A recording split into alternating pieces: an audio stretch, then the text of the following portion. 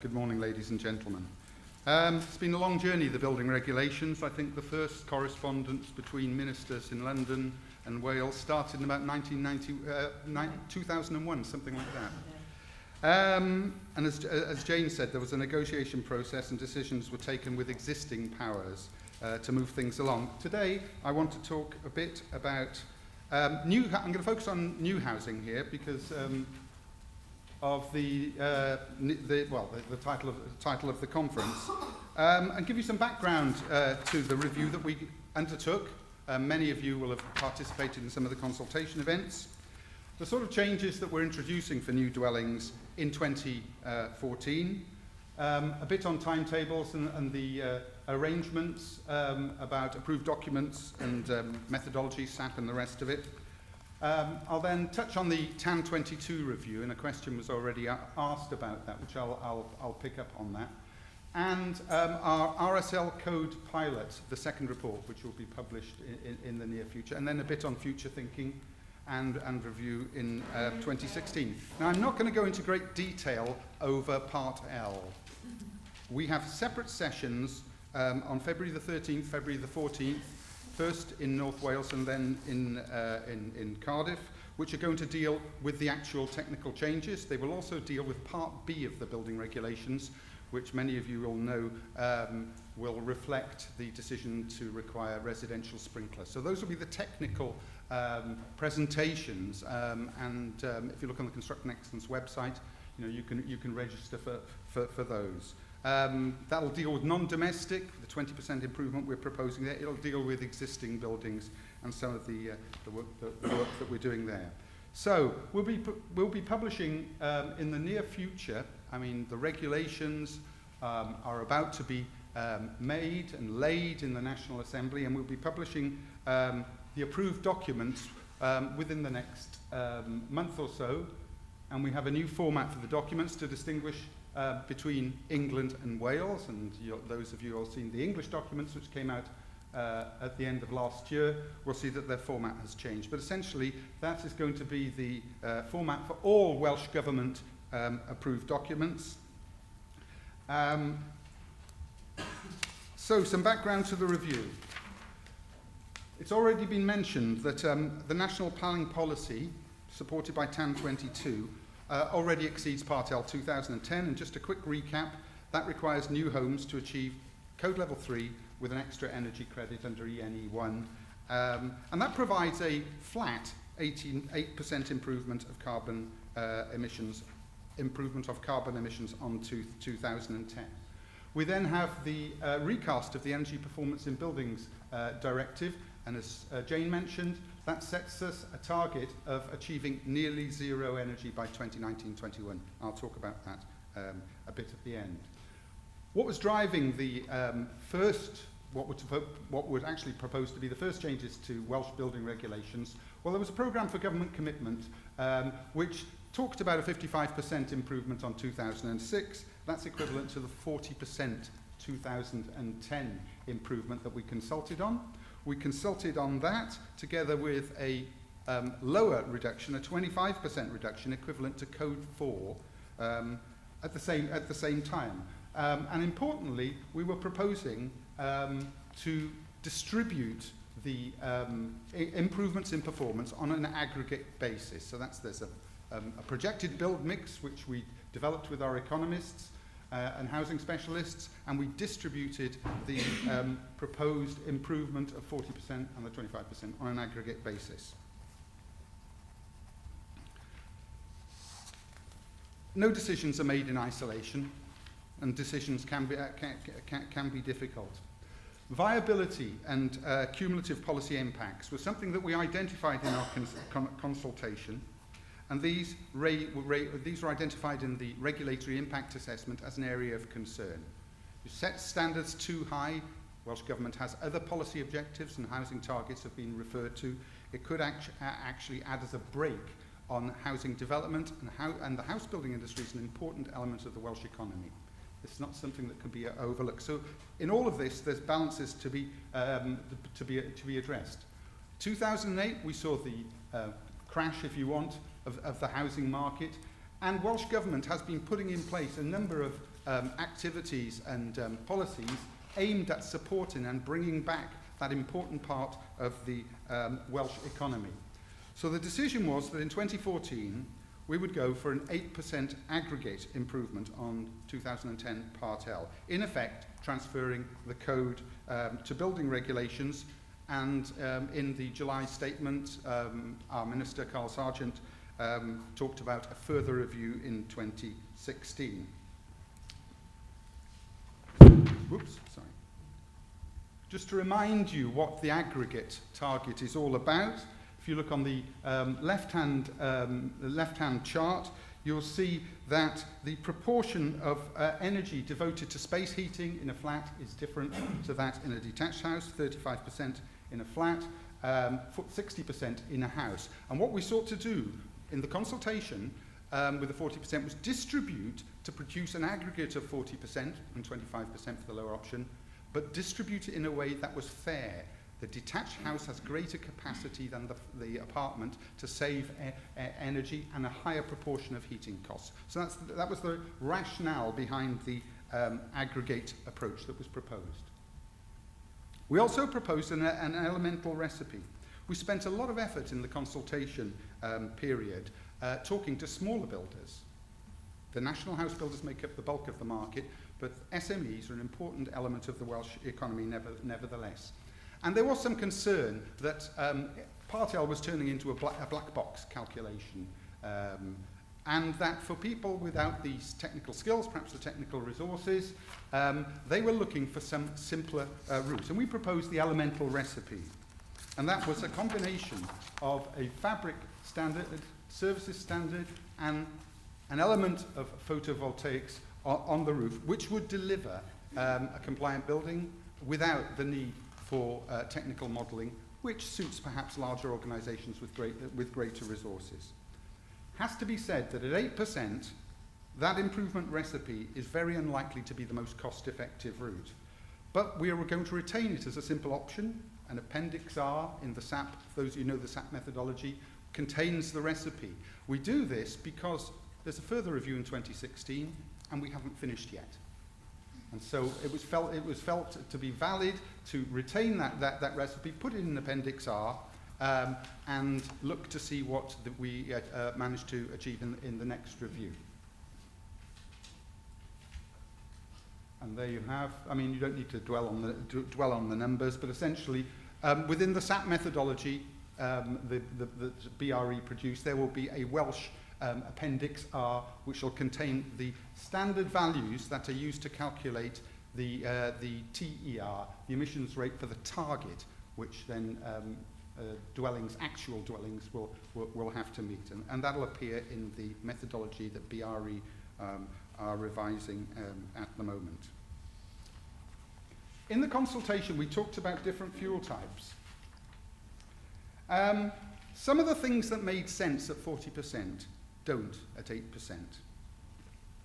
These are issues that we will revisit, and this was linked to a desire to simplify the Part L process. If we could come up with a recipe that was fuel independent, and the fuel factor that currently exists in Part L provides some relief in terms of the TER, where gas is either not available or it's not the preferred option.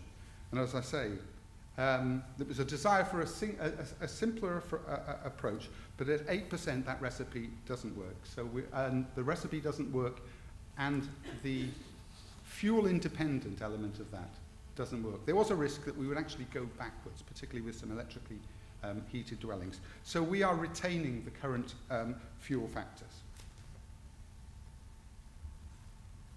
Looking a bit at costs.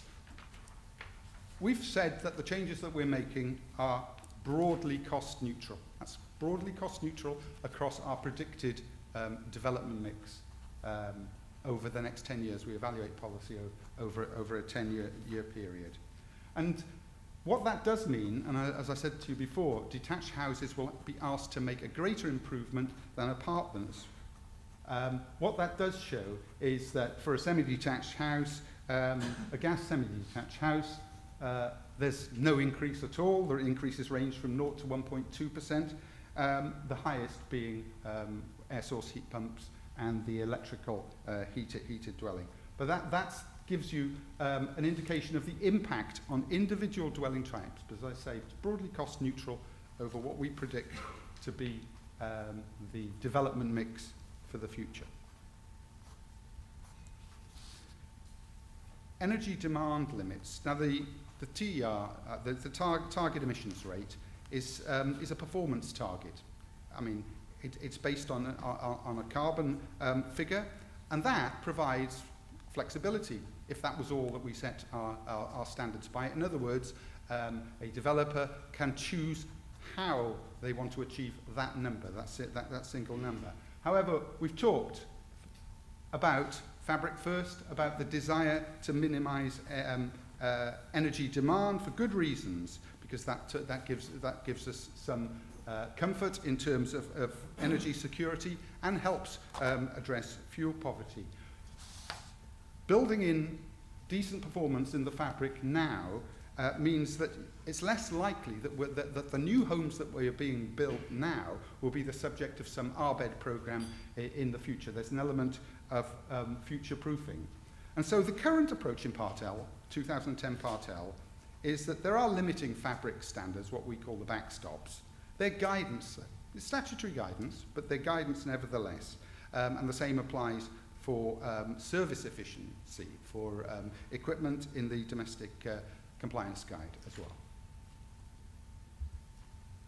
So it's important for us to focus on our efforts on a long-lived building fabric, something that's going to be there for a long time. Stretching the fabric standards, as we've started to do, and fabric standards, you know, at every review will be looked at to see what the potential for further changes are. And having them as only guidance may not actually achieve that fabric first approach. And we consulted on making those fabric backstops mandatory. And so what we're proposing to do is amend the building regulations and introduce a requirement that the fabric backstops are met. They become mandatory.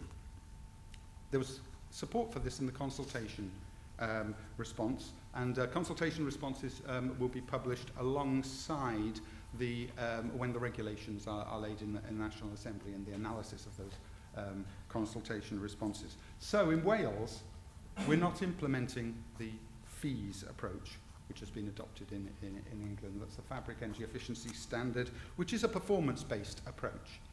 The preference in Wales, our preference, and this was supported by the consultation, was for a simpler method. So, you know, builders can relate to backstops of U values more readily than a calculated number.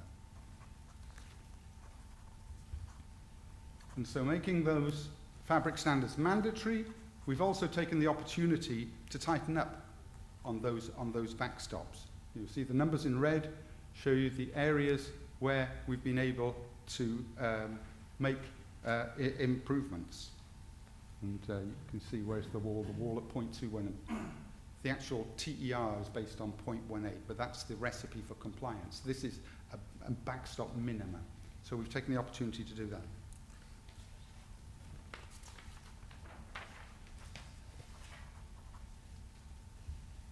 So, in summary, the main changes. 8% reduction compared to 2010. That's on an aggregate basis. The target recipe for calculating will be part of the SAP methodology published by BRE in Appendix R. So you see an Appendix R for England, Appendix R for Wales. We're retaining, for this review, retaining the current fuel factors, which means that for an oil or a solid fuel installation, the targets are less taxing than for a gas. We're introducing mandatory limiting fabric standards, and then we're making improvements on those fabric standards. Okay, so those are the changes that will be coming in planned for 2014. The ministerial statement talked about June 2014. And as I say, laying of the regulations and publishing of the approved documents is imminent. As far as the timetable's concerned, regulations are going to be made, hopefully this week. In force 31st of July, slightly delay on the Minister's announcement. We'll have the usual transitional arrangements for the new requirements coming into force, and that's the same arrangements that were in place at 2010. That means that an application before the commencement date means that you don't have to comply provided construction starts within 12 months. So we're keeping the same transitional arrangements. The approved documents, as I said, will be published in February, and within the next 2-3 months, perhaps a little earlier, I hope, the SAP methodology will be available on the web from the BRE website. The TAN 22 review. As James said, this was a policy instrument that we were able to use before we had the building regulations powers. And the question was asked of why building regulations is better than TAN 22. And those of you, if you look at the consultation document, we posed some initial questions on TAN 22, talked about some of the problems that have been created. Our view is that building regulations is the place you set standards. Planning policy deals with the development as a whole, but if you want to set technical standards, the place to do that in building regulations is building regulations. Now you could argue that the code for sustainable homes provides the same level of assurance. It's not as fine in its detail as the building regulations. But one of the issues that came out of the consultation was concern about double scrutiny. Developers are having to pay for building regulations applications, building regulations approval. They're having to pay separately for a code assessment. So I hope that sort of answers in some way why we've chosen the building regulations as the place to set standards, and why this TAN 22, the technical advice note, is under review at the moment. It's been undertaken, initial review being undertaken by Mott MacDonald, and that review is nearing completion. And that looks at the code criteria, breaks down the code. It does the same work for BREEAM on the non-domestic. But it breaks down the code criteria to look at how those areas of environmental performance could be addressed through other policy levers. And the simple example I give you is that the code deals with water efficiency, and clearly building regulations Part G is quite capable of dealing with something like that. The review included an analysis of code approvals. That was undertaken for us by BRE, which looked at the choices that were being made. Because what we're going to have to do, there's very little of the code that's actually mandatory. But there are a lot of choices. Some of them, one could argue, are less sensible to particular developments. But we've analysed the choices being made, and what we want to do is to boil those down into what are the key criteria that Welsh Government should want to pick up and, as I say, deliver through, and it may be through planning policy, it may be through the TAN 12, the design guide, it could be in relation to climate change adaptation, it could be through waste reduction on site, and we consulted on site waste management plans, but to look at what are the policy levers for those key criteria. That is likely to lead to more detailed development work. Clearly, for all the issues that we have decided we would like to progress through, or ministers have decided they'd like to progress through the building regulations, there's a separate process, a separate consultation, and we have our advisory committee in Wales that would be involved in that. But the initial stage was a mapping exercise, breaking it down into the elements of the code, how they relate to policy areas, the choices being made. So you'll hear more about that in the future. Okay, yeah. Just finishing up then, shortly we'll be publishing the second phase 2 of the code pilot programme report. The analysis done by BRE. If you remember, there were 14 Housing Association Code 4 and 5 schemes, and we'll be producing a more in-depth report which looks at a number of issues like the sort of choices that were being made on fabric efficiency, the way thermal bridging was dealt with, the confidence, the choice of detailing, and a whole host of areas going all the way down through to user experience. And monitoring projects, Chris talked about monitoring of some of the RBED schemes. Cardiff University are monitoring some of these RSL pilot schemes, and the initial results of that, it's continuing, the monitoring is continuing, but the initial results of that are in that report, and I hope that's going to be published quite shortly. Very quickly to finish up then. Looking ahead at the 2016 review, what are the things that we're going to have to take into account? Clearly 8% against an EPBD target of nearly zero energy means that we've got a lot of work to do. We need to understand what nearly zero energy means. The directives that come out of Europe tend to be couched in energy terms.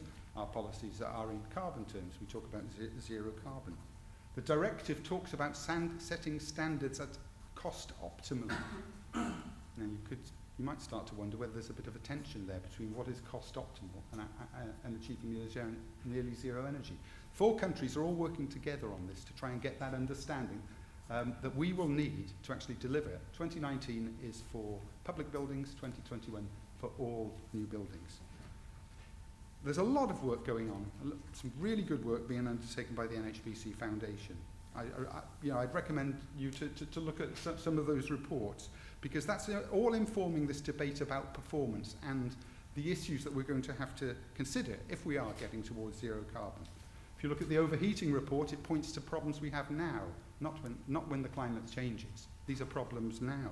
If you look at the report on MVHR, there's a massive skills issue and design issue in terms of producing MVHR designs that satisfy the users and the building works as intended.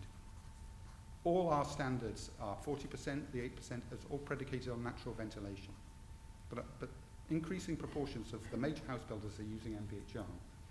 Co-heating, they've just produced a report on the experience of different specialists employing co-heating tests, and they've done a lot of work on behaviour change. It's all important stuff that feeds into it. And of course, we then come on to the zero carbon hub work, which I think Richard's going to talk about. The performance gap. Is there a performance gap? If we saw performance, would we know it? Is it down to detailing? Is it down to execution? It's down to a whole lot of complicated issues, which I'm sure Richard will talk about. And that's important work that informs it, because we can set theory, we can set building regulations, but what actually the climate will respond to is reality, and we need to get a fix on that. As always, viability and impact will be a consideration, and Chris has made that reference to the EPC. The EPC ratings against property value, and that's an important thing, because that's always been a barrier that the house builders have put to us, is they can't extract extra value from the new homes that go further. And if we talk, the Minister talked about ambition going further than the regulatory minimum. The house builders say to us, well, there's an obstacle there. We cannot extract value from that. We'll have to look at offsetting, allowable solutions, carbon offsetting. I mean, there's going to be a technical limit and an economic limit to what we can actually achieve within the next 4 or 5 years. There always is a balance, and we said in the consultation we see offsetting as having a role. Now, will the English proposals for allowable solutions work for Wales? We have to wait and see what the detail of that is. I see that Boris Johnson isn't too impressed by them for London. But, and we're going to have to do some thinking on natural ventilation and pushing the fabric further. I talked about the backstops. I talked about the importance. We're making them mandatory now, which will become more important as we raise the standards. And there we are. That's a brief resume of the thinking that went into the proposals and what we propose changing in 2014. Just to remind you, on the 13th and 14th of February, there will be detailed sessions dealing with both Part L and then Part B. We're mixing the two chambers. Thank you.